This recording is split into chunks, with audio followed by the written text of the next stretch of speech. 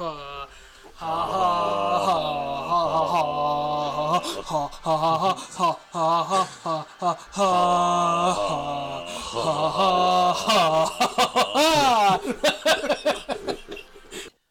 everybody. Welcome to episode 3 of Nerds Watch, where we break down each episode of the last season of Game of Thrones. This is episode 3, the long-awaited Battle of Winterfell. And we're also through the halfway mark, which fucking sucks. Are we really? It's 6 episodes. Yeah. No shit. This is episode 3. What the fuck? That sucks. Yeah, it does suck. That's such a weird feeling, actually. Yeah. Yeah. So we're halfway through the last season. So like I said, this is the. It just started. I know. I feel like the juices just got started, and we're already over the hill. So yeah, like I said, what a metaphor for life. Is that climatic? No, just once you really get going, it's too late to do everything. Your youth is gone by the time you're ready to. Oh, for sure. Yeah. Alrighty. Well, yeah. No, CJ and I just got done watching it 15 minutes ago, and so yeah, I guess before we talk specifics. No, the spoilers. Go fuck yourself if you haven't seen the movie. You son of a bitch. Oh, absolutely. Spoilers. I don't want anybody fucking... Yeah. Well, you didn't say it. Well, it's a review show. Like, what the fuck? True. What did you think? Wow, man. That's crazy. Crazy. I love a lot of... okay, the fact that it's Arya is just... Yeah. Poetic. And obviously, you guys listening know what we're talking about. Is the end? The way that the episode ends is. We should probably do a review. I mean, what's the review though? There's battle. Basically, what it is, it's exactly what they laid out in the second episode. The Night King is trying to get to Bran to delete human history. Yeah, basically, yeah. And so they set out a trap, and the living, I guess we should say, took a huge L for 95% of that episode. And it just at the end, Arya just jumps up and is going to stab this motherfucker, and then catches her by the throat, drops Valyrian steel. She drops from her top hand to her bottom hand. And stabs that motherfucker in the gut. And a lot of answers a lot of questions are still out there as far as who died, who got there, or how did she get there. Brienne looked like she was dying. Yeah. Jamie looked like he was in trouble. I will say I don't think anybody died off screen. That'd be probably. I agree. A shitty way to go. It's just that just for a little tenseness, they probably threw that in there. I think so. So for sure we saw Ed die. Tenseness. We saw Ed die. He was the guy from the Night's Watch. Yep. The guy with the patch, I forget his name. Yeah. Ser Jorah died. Uh-huh. That's probably the biggest name, I would say. Probably. Lady of Mormont, she died too. She went out like a badass dude. Did. She got swung at twice by a fucking giant. Yeah, and you're done pretty much. Yeah. Anyone else? She's a little badass. Who else? I guess that's a good thing. I will say there's no one that was just like, I mean Jorah, but. Oh, and then Theon. Yeah, Theon. And Theon died. Which in retrospect I should that's so obvious. Theon was obvious. Yeah, his arc was, you could tell it was finished. Yeah. Why didn't we think of that? Yeah. And I think they're saving money by not showing Ghost, but I think he made it through. That wouldn't surprise me. Yeah. So I wasn't disappointed with the episode because I think it was amazing. There are a couple things. I'll probably have a couple things, yeah. First of all, and I checked Twitter. I was off Twitter from the minute 8 o'clock. I still haven't checked it. From the minute 8 o'clock hit to the minute the episode was over. And I thought it was maybe my TV. No, it was too dark. The episode was, and I understand what they were trying to do, make it seem like how they are seeing it. You're fucking. Well, I mean, in that aspect, it worked. Yeah. I think honestly, it just. You don't know at what cost. Yeah, you don't know who was really dying. You kind of see what was going on, and then shout out to Katie Nolan. She's the ESPN personality. I don't know if you know who that is. Yeah. But she's like, shout out to everybody who realized their TV was trash in real time. That's funny. I think that was everybody. But I think that was the very maybe first 40% of the episode, and then after that it got better. It got better because it started off with a big battle, and then it concentrated more on character as far as so we see Arya, we see the people in the crypt, we see Jon, so it got better visually, I think. And then there's probably something to that.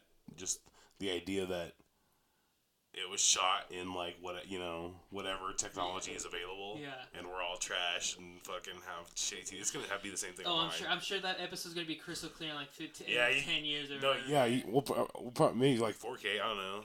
Maybe Something. Well, our TV's 1080, but yeah, you're right. It's not 4K, so My shit ain't either. Yeah. I'm about to. Yeah. By the way, yeah. This I believe this warrants repeated watchings. Oh, for sure. I'm probably gonna watch it. You have to catch all the nuances and shit. Yeah. But that leads me to my kind of beef, and maybe it has a little bit to do with that darkness. But there are a lot of parts. Well, no, I wouldn't say a lot, but multiple parts where it's hard to tell exactly what's happening. Yeah, I think so. Yeah, absolutely. And we could have used a little more clarity, I think, in certain spots. Well, and like we mentioned already, I don't think anybody was killed off screen because I think that'd be a shitty way to go. Yeah. But they wouldn't do that. But no, you're right. It's especially at the very beginning. It was hard to tell what was going on. So yeah, and then during a bunch of the specifically the one that sticks out. There are others, but the one that sticks out in my mind is the dragon fight. Yeah, it's hard to. It's a little murky. Yeah. You kind of. Yeah. You can't really tell. You see dragons be injured, but there's 3 of them. Yeah. You don't know which one exactly. And we both thought we saw the ice dragon get his head bit off. Yeah. There must be the other one because I think there's one dragon left. That could be. When Arya killed the Night King, obviously the ice dragon fell, and then we see the other dragon surround Dany when she was mourning. That could Jorah, be the only one left. I think there's one left. I think Jon's quote-unquote dragon, even though it's Dany's dragon, is dead. The one he was using. And my other little quabble with it maybe is I thought, and then maybe this is the Satanist in me. Yeah. No. Masochist. Whichever one. You like Satanist? It. Yeah. No. Whatever. Doesn't matter. I thought there'd be more big deaths. Probably. But dude, I think that is something I'm okay with. Like, I'm not upset about that because what does that mean? What does that mean really? That a lot of it's still ready. They're saving them up. Yeah. I'm okay with that. That's not if this is a lapsed episode, and it's not even like I'm pining for these people's deaths, but it's like they're saving their moments for a fucking finale for the ages, probably is what I'm guessing. Probably. Which, and I think we're gonna get it probably, but yeah. So okay, just on that, like, okay, you think about all these characters, right? All their story across 8 seasons now.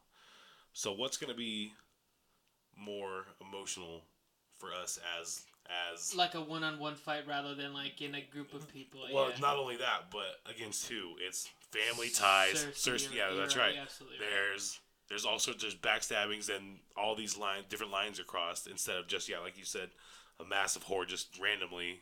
No, we get just heartstrings tugged at more. I think in King's Landing than we would. As shitty as this going to sound, because Theon had a good character arc, and a lot of the Lady of Mormont, like we were talking about, they're trimming fat, I think. So we're not having to keep track of as many. So I think as we go, they're going to keep trimming more fat. And not that Jorah was fat, quote unquote, but I do think more relatively though. As the series progressed, his importance kind of decreased. I think. Relative to Jaime, Tyrion, like the root of them.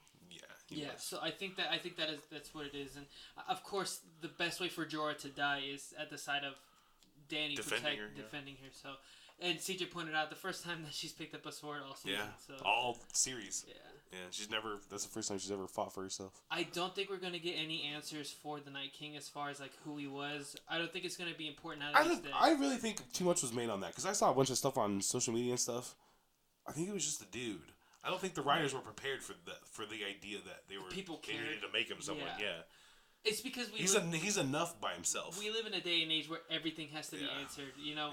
What movie got flack for leaving a lot of stones unturned? I forget who it was, but they're like, well, we need to know. Do you really need to know? No, you don't.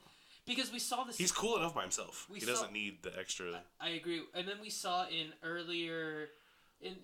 one of the earlier seasons, he was created at that tree. By the night elf, the kids or whatever. Children of the Forest. Yeah, Children of the Forest. And I think that's good enough. He was just a dude. Yeah, I think. Yeah. He wanted to be the one true king. Yeah. Like, it's called Game of Thrones. He wanted to be the king. He wanted to be the winner of the throne of the Game of Thrones. I don't. You're just digging for stuff, and the writers probably weren't prepared for that. And, I don't think so either. And I'm not upset that we don't get those answers. If we get it, okay. If we don't, I'm okay with that either. I bet we don't. I really, honestly, I think this kind of put that burn to bed, that storyline to bed. I really do. And I'm okay with that. I honestly thought that the show was going to hinge because that was the first scene. It's the first scene in the book. I've read the first book, and it's the first scene of the show, right? The White Walkers. I thought that thread was going to be the very last thread, but it looks like the last thread they're going with is Cersei. But to your point, I think I like it better. The entire series has been built on family betrayal, family ties, and all that stuff. So I think that might be more satisfying. This is probably more visually satisfying, or as far as like the scope of it, but as far as just like our emotional ties, the actual hours we've invested into this, they're better served being paid off in a big battle in King's Landing. I think you're right, and there's so much more to be. Yeah, there's a lot still yet to be, because you can't have the Hound die in that battle and then leave that mountain thread unanswered, and Cersei and Jaime. Well, just what is it? It's the Game of Thrones. We can't just leave the throne ungamed. Ungamed, yeah. Can we leave the throne ungamed? Cool question. But yeah, ultimately, I'm pretty happy with. It was shocking and surprising, a lot of angles they took, and that's what they're doing. They're zigging when we're thinking. They're zagging when we think they're gonna zig. Yeah. So that's what they've been doing all series for 10 years now. Yeah. So yeah, we think there's massive deaths everywhere, and then like 3-4 people die. And then I was in and out of the last 10 minutes when the writers were kind of explaining their angle and stuff, and I was kind of in and out of it because I was checking Twitter or whatever. I watched it. But one of the things that I did catch was one of the things I did catch was one of the writers said Jon's been the hero all series long, and it was Arya's time to shine, and that is we're gonna have to wait a week to see if she's dead. No, she's not dead. They showed her not dead. They didn't. Arya? After she stabbed the Night King. Yeah, they showed her. Whenever she was like looking at Bran, she was standing up, walking around. Oh, really? Mm-hmm. Yeah. And I also saw something on Twitter saying that although Bran can't look at the future, he knew that's what was going to happen. He knew all along. Maybe. Yeah. It wouldn't surprise me to find out more about that. Yeah. Rather than like the identity of the Night King or whatever, but just more about just like this brand stuff. Winterfell's fucked, right? Like. Oh yeah, it's just dude, that shit got destroyed. Visually, besides it being too dark, the parts that we were able to see, I really enjoyed the scene where, kind of like in World War Z, where those motherfuckers are climbing on top of each other. Yeah, that was crazy. And they're climbing over the Winterfell walls. Like that was pretty fucking cool. You know what? I am kind of disappointed in one small aspect. What's that? As far as just regarding the dead army, it would have been cool to get the shot of like just the scope of the army, just how they're covering the entire, you know what I mean? Like there was one, but it was too dark, and the only reason I saw it is because I was like really trying to pay attention to the TV. It was right before when they were retreating, and you see the all that was left were the. I mean, you get a little bit of that, but that army, I mean. No, but I understand what you're saying. Like the full. That would have been, that would have been dope. Just to make sure you understand the scope of what we're dealing with. Like that just would have been cool. Yeah. One thing that stood out to me, and maybe they're going to play with this later, is so the what's the army that Grey Worm leads again? The Unsullied. The Unsullied. I think Grey Worm got scared for the first time because they're supposed to be like these fearless or whatever. You can see it in his face whenever he closed the trap or whatever, the barracks or whatever you want to call it. The barracks is not the barracks. The whatever you want to call it. The door. He legit was like, I don't know what to do. Like I'm fucking terrified. Oh, I don't know if they're gonna play on that later or if it was just a one-time scene to show like that's even getting the Unsullied like, you know what I mean? So yeah, that was a scene that stuck out to me. Let's see what else I wrote. And you could see how they were kind of like retreating. They're supposed to be these, you know, never back down. And no, under any other circumstance, they wouldn't. But this is so crazy that So the scene where Arya was in like the library, and she was avoiding the White Walkers. CJ was like, "Why is she hiding? Why is she scared?" And I'm like, "Dude, like, you have to understand the way zombies work. Is you like when you start rustling, it's a whole bunch of them. So she was trying to avoid. I thought there was like 3 in there, and then it turned out to be like 50. So my bad. Yeah. But you know what that scene reminded me of? Jurassic Park with the raptor when they're in the kitchen. Yeah. That scene reminded me of that very much. Let's see. I really thought, it had me. Yeah, Melisandre had that. When did they meet? I don't remember that. I don't remember the meeting. When she took Gendry, when she was like, oh, that's right. Yeah, yep. You're right. Yeah, and no, don't take him. You know. I remember. Yeah. And it's like, and she said, "You have a part to play still," or whatever she said. Yeah, I remember that. So she probably saw something in the future too. Well, and then we're missing a big point here. Is Melisandre came out of nowhere. Yeah. Like she was marching from the side of the dead, which I thought she was gonna play some fuck shit, you know, like fuck with these guys or whatever, and then grabbing their sword. I'm like, oh, she's just gonna like curse them where they can't kill them or whatever. But no, she lit their swords on fire, and I'm like, oh, that's badass. Oh, which reminds me, the Dothraki is supposed to be the best army in the world. They were immediately wiped off the face of the earth. But she played a huge part, basically. Helping Arya figure out what she was supposed to do, and then at the end she just walks out and dies. She takes off her necklace, which makes us see her as this young, vibrant, woman when she's ultimately like hundreds, if not thousands of years old, and just dies in the middle of the fucking north. Maybe that was it. She just, my purpose is served, and I'm out. Because we're talking about, well, obviously you've seen it, but she just goes out and dies, for no That's reason. something I kind of maybe want to. I don't know. They might explore it a little bit. We don't know, but maybe I don't know. We'll find out. But yeah, it is just weird though. Because that seems like a complete turn. Because if she knew what was going to happen, then why back Robert Baratheon? Not Robert. Stannis Baratheon the whole time. You know what I mean? Maybe it could be one of those things like, how Bran just fight Theon. Oh, you have to do whatever you have to do to get here. Make sure you're here. Whatever. It could be something like that. So let's talk about the scene in the crypt. There was a lot of rumors going around that was going to happen, and it happened. Sam's baby mama, I think she died. She's not a major character, but I saw her get dragged away. No, I don't think that was her. That was her. Was it? Yeah. I'm 100. When you watch it again, watch it. Like, okay. Yeah. No, I believe you. I just thought maybe it was a random, because I knew she was screaming, but I didn't know that was her getting dragged. I thought she was getting dragged. I thought that was her. Maybe. Yeah. It might have been. And then, so that happened.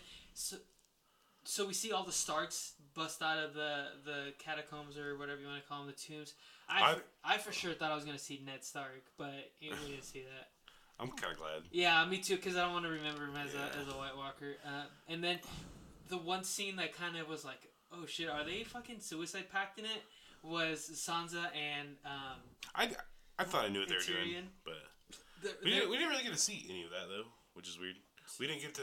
We saw them jump out, and then like it would have been cool to see Tyrion kill a fucking White Walker or something.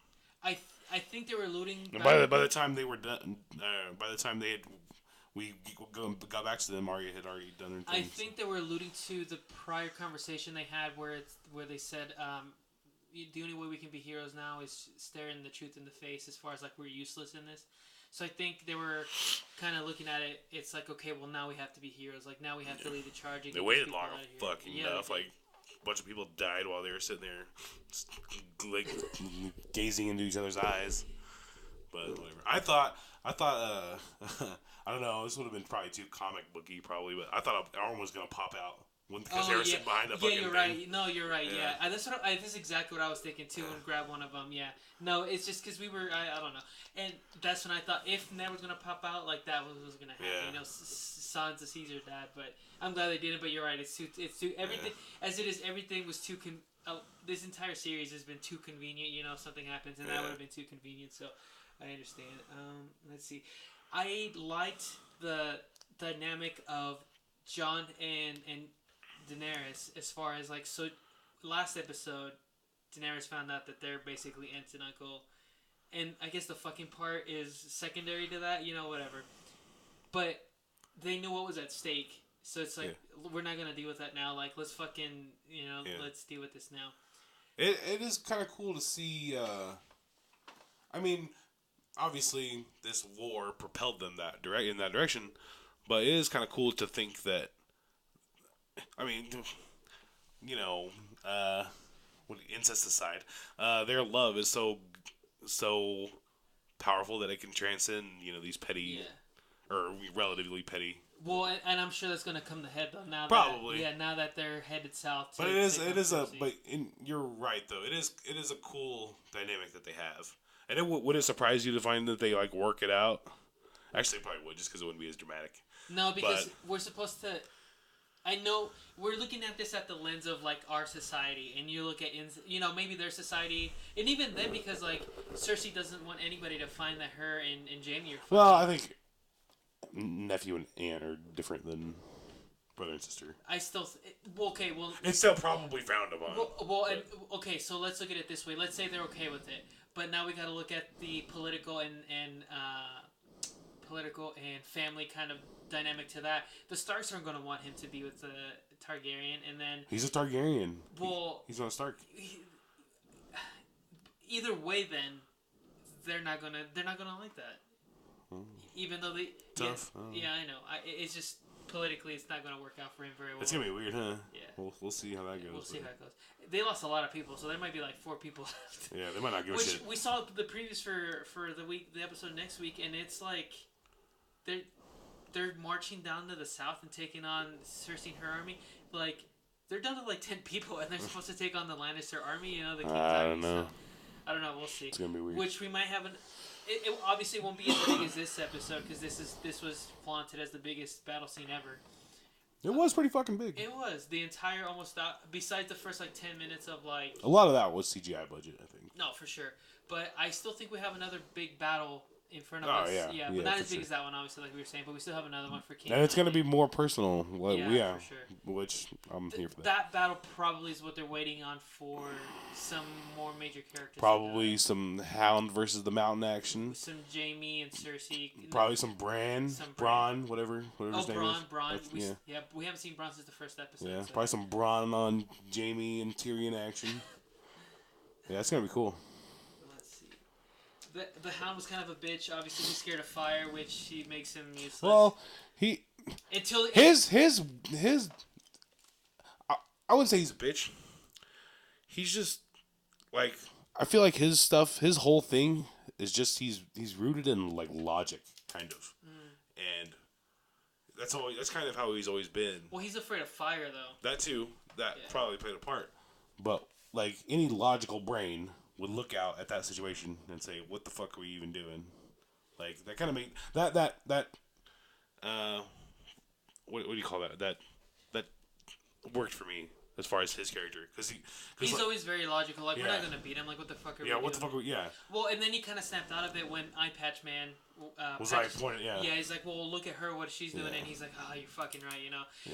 I like that. Tracked. That's what I meant. That tracked for me. I like that relationship too, where as far as like they look out for each other. Arya and the Hound. Yeah. They look out for each other, like, but. Well, like out of spite. Yeah, exactly. Yeah. Like, fuck you. If anybody's gonna kill you, I'm gonna kill you. Nobody else is gonna kill you. That's cool. I like it. I do too. Honestly. Let's see. And as far as.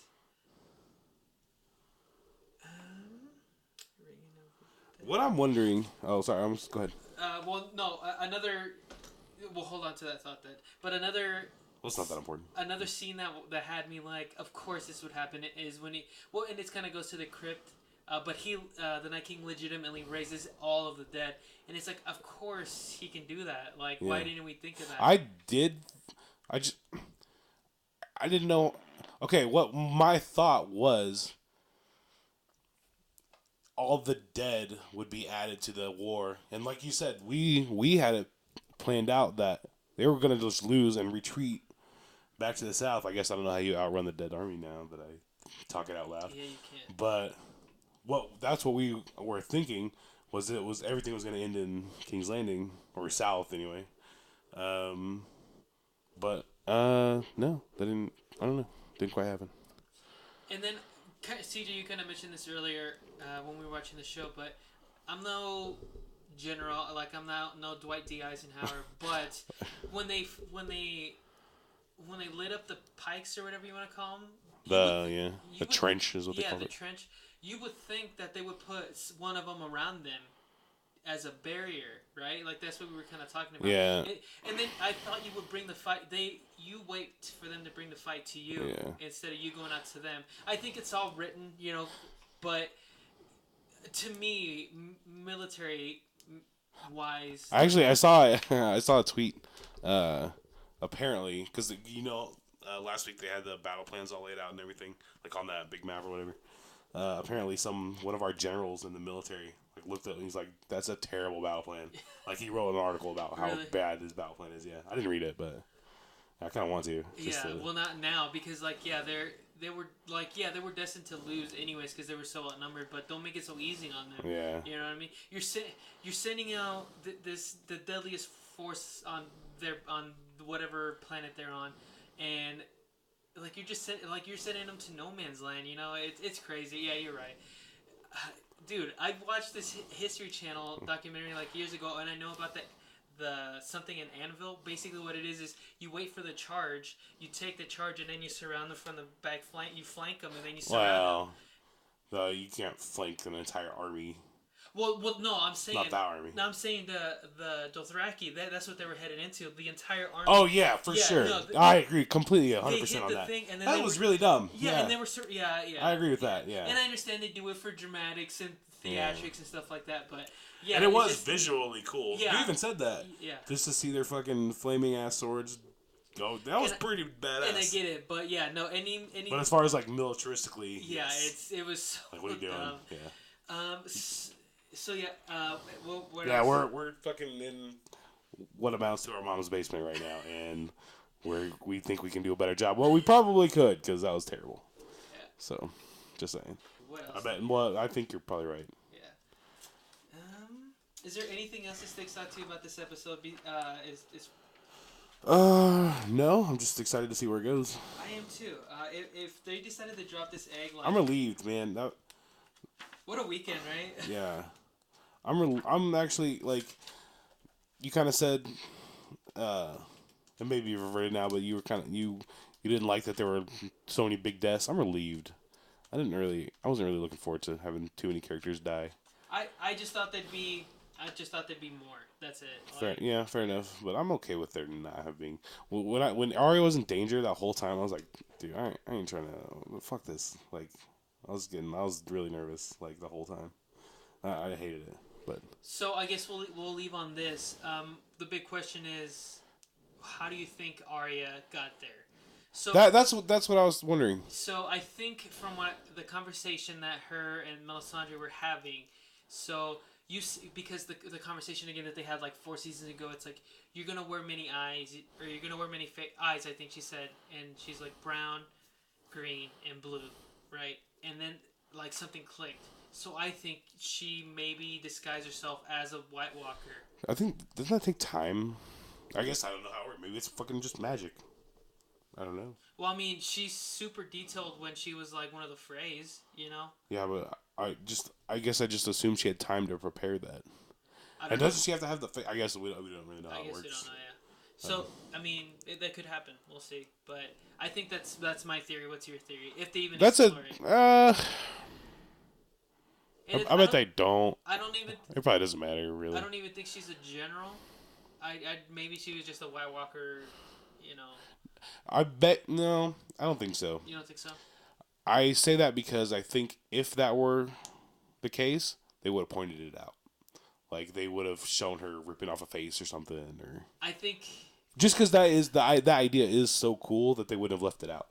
That's such a cool detail. I think maybe we look at it in hindsight. Maybe that's where they start the other episode. Could be. I like the way they did it. If they do that, it will be pointed out.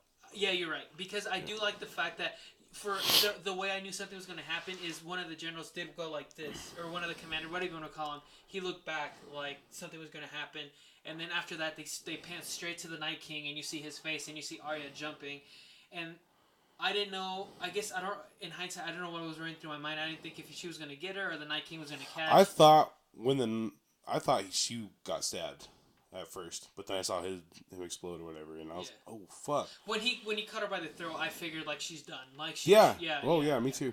And actually, I thought Bran was gonna kill.